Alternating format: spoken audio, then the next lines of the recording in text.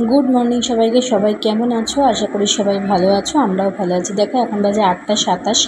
আমার সকালটা অনেক সকালেই হয়েছে। এখন সোনামা ঘুম থেকে উঠে রেডি হয়ে আমার সাথে গেছিলো একটু তারা মায়ের মন্দিরে। মায়ের একদম সকালে গিয়ে দেখি মায়ের সবে পুজো শুরু হয়েছে, বেশ ভালো লাগলো। গেছিলাম, এই স্কুলে যাওয়ার সময় দেখতাম মন্দিরটায় আজ গেছিলাম। এসে রান্নাবান্না করছি, কিছুটা রান্নাবান্না করেই গেছিলাম। আজ একটা স্পেশাল দিন, তাই স্পেশাল কিছু রান্নাবান্নাও হচ্ছে। আর দেখো আমি প্রথমে ইলিশ মাছের ঝাল করছিলাম আর কি। আজকে হচ্ছে মিস্টার দাসের জন্মদিন, তো 11th অগস্ট ওর জন্মদিন। ওর আজকে ভাতের সাথে অনেক কিছু ছিল মেনুতে, যা হয় লাঞ্চ মেনুটা একটু ফাস্ট ছিল। 5 রকমের মিষ্টি ছিল, পোলাও ছিল, ভাত ছিল, 5 রকমের ভাজা ছিল, দই, মাটন, পমফ্রেট, ইলিশ, পায়েস, আনারসের চাটনি, মাছের মাথা দিয়ে ডাল, এই সবই করেছিলাম ওর জন্য। জন্মদিনটা সবসময় আমার কাছে স্পেশাল। আমি যেরকম দুর্গাপুজোর সময় অপেক্ষা করি, সেরকম বছরে 2টো দিন আমি খুব অপেক্ষা করে থাকি। একটা হচ্ছে ওর জন্মদিন, পরেরটা হচ্ছে মেয়ের জন্মদিন। রান্নাঘরটা আমার স্নান টান সব হয়ে গেছে, সমস্ত রান্নাবান্না সেরে 12টার মধ্যে। আর আমি অনেক দিন পর আজকে ভাত খাচ্ছি ইলিশ মাছ দিয়ে, সর্ষে দিয়ে, পোস্ত দিয়ে, খুব ভালো লাগছে। তো চলো খেয়ে দিয়ে নিই। আর সোনামা আমাকে আজকে খেতে খেতে যে কমপ্লিমেন্টটা দিয়েছে সেটা হচ্ছে, তুমি আজকে যে কটা রান্না করেছো মাম্মা, সব কটা খুব ভালো হয়েছে। যে বাবাইকে আবার জিজ্ঞেস করছে, বাবাই বলো কেমন হয়েছে।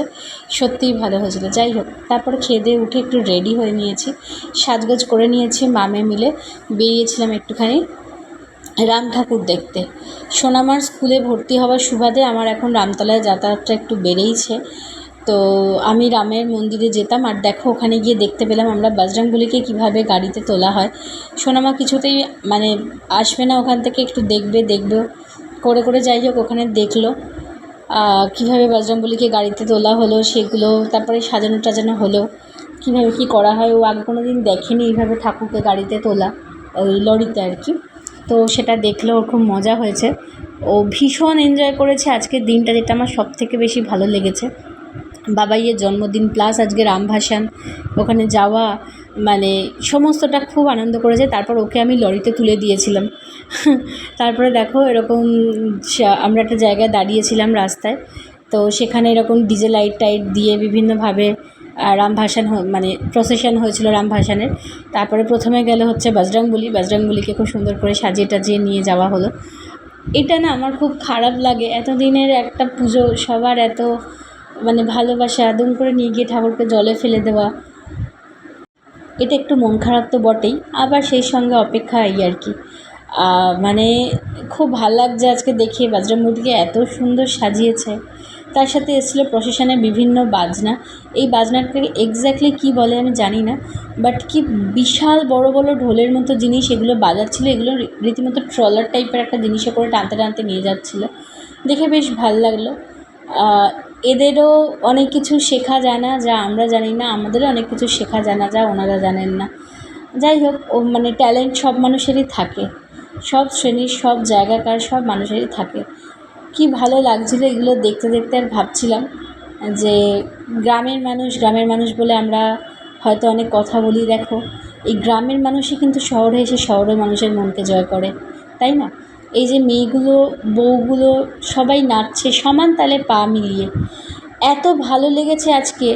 আমাদের এতটা উন্নত সমাজ যেখানে এত কিছু হয়, আজকে কিন্তু আমরা মেয়েরাও কোথাও পিছিয়ে নেই, আমরা সব জায়গাতেই এগিয়ে, সব জায়গায় পুরুষের সাথে সমান তালে পা মিলিয়ে চলি। আজকে এখানে এই যে আবার দেখো এই ঠাকুরটা গেল, এটা সম্ভবত বামন অবতার বলে। তারপরে এই বাঁশি টাশি, তারপরে অনেক রকমের আরও প্রসেশন ছিল, আর সেগুলো সব দেখো, এটা সম্ভবত বামন অবতারই হবে, আমি ঠিক জানি না নামগুলো, আমাকে ভুল হলে কারেকশন করে দিও। তারপরে দেখলাম এই বাজনাটার পরে এলো মেয়েরা বউরা ঢাকি বাজাচ্ছে, এত ভালো লাগলো বলে বোঝাতে পারবো না। পুরুষদের সাথে সমান তালে তাল মিলিয়ে আজকে মেয়েরাও এগিয়ে চলেছে। তারপরে আসছে পরের ঠাকুরটা, সেটা হচ্ছে আমাদের সবার ভীষণ ইমোশনের জায়গা, রাম। এই এত মোটা একটা দড়ি দিয়ে এইভাবে টেনে নিয়ে যায় রামকে, এত ভালো লাগছে দেখতে। আমরা দাঁড়িয়ে দাঁড়িয়ে দেখছিলাম এই যে রামের বিসর্জন, রামকে নিয়ে যাওয়া হচ্ছে। এত ভিড়ের মাঝেও। তারপরে কিছু মানুষের একটু ভালো উদ্যোগ ছিল, এই যে জল মিষ্টি সব দেওয়া হচ্ছিল। তারপরে আমি সোনামাকে নিয়ে বেরিয়েছিলাম একটুখানি, ওর বন্ধু এসেছিলো তানিয়া, এলফিনা, ওদেরকে নিয়ে বেরিয়েছিলাম একটু মেলা ঘুরতে। প্রচুর খেলা, মাটির জিনিসপত্র, চারিদিকে সমস্ত কিছু মানে জিনিস, বিভিন্ন রকমের জিনিস, সব কিছু নিয়ে ওই যে ওরা কিছু কেনাকাটা করেওছে। আমি তোমাদেরকে পরে দেখাবো কী কেনাকাটা করেছে। সোনামা কিছু জিনিসপত্র কিনেছে, এলফিনাও কিনেছে, আমিও কিনেছি টুকটাক যা হয় মেলায় গিয়ে। কিন্তু এই ভাসগুলো আমার খুব পছন্দ হয়েছিল, আমি ফাইনালি আর কিনে উঠতে পারিনি ওগুলো। এই হচ্ছে বার্থডে বয়ের বার্থডে স্পেশাল কেক, যেটা এসে থেকে মোটামুটি বাড়িতে খুব কষ্ট করে বাঁচিয়ে রাখা হয়েছিল দুটো বাচ্চার হাত থেকে। তারপরে যাই হোক বাড়ি চলে এসেছিলাম কেকটা কিনে নিয়ে দুজনে মিলে, আমরা মানে দুই বন্ধু আর সোনামার বন্ধুকে নিয়ে। তারপর বাড়িতে এসেই ওর মুড অফ, ওর কথায় কথায় মান হয়ে যায়, অভিমান হয়ে যায়। আমি জানি না কেন ওর মুড অফ হয়ে গেল। আচ্ছা, বাবাইয়ের জন্মদিনের কেক বাবাই একা কাটবে কেন, আমরা সবাই হাত দেবো, এইসব ব্যাপার আর কি। তারপরে এটা আগুনটা জ্বলছিল, সেটা নিয়ে ওর মানে ওটা নিয়ে ওর চিন্তা আর কি, সব বিষয়। ও আর হাত ধরবে না, বাবাইয়ের হাত এলফিনা ধরেছে। তো চলো হ্যাপি বার্থডে উইশ করছি আমি। ও একটা কথাও বলেনি, তার আমি বলছি বলো বাবাইকে, কিন্তু না, ওর জানি না হঠাৎ হঠাৎ কেন রাগ হয়ে যায়, আবার রাগ হয়ে গেছে। আর সেই সকাল থেকে উঠেছিল, সারা দিন ঘুরেছে, সারাক্ষণ আজকে পড়াশোনা কোনো কিছু নেই, হ্যাঁ এইসব করেছে, সারাদিন ঘুরেছে ঠুরেছে। আমি ঠিক আছে চলো, সানডে একদিন তো ছুটি পেতেই পারে। আর তারপরে ও বাবা ওকে কেক খাইয়ে দিল। ওই কেক কাটতে গিয়ে ছুরিটাই ভেঙে গেল, মিয়ামোর থেকে যে ছুরিটা দিয়েছিল। তো যাই হোক, তারপরে আবার এলফিনাকেও একটুখানি ওর বাবাকে বললাম যে ওকেও একটু খাইয়ে দাও, ও তো আমাদের মেয়ের মতো ছোট।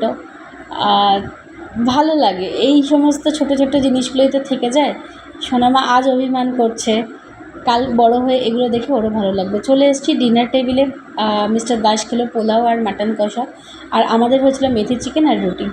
ডিনার করতে করতে ব্লগটা শেষ করছি। কেমন লাগলো তোমাদের জানিও প্লিজ।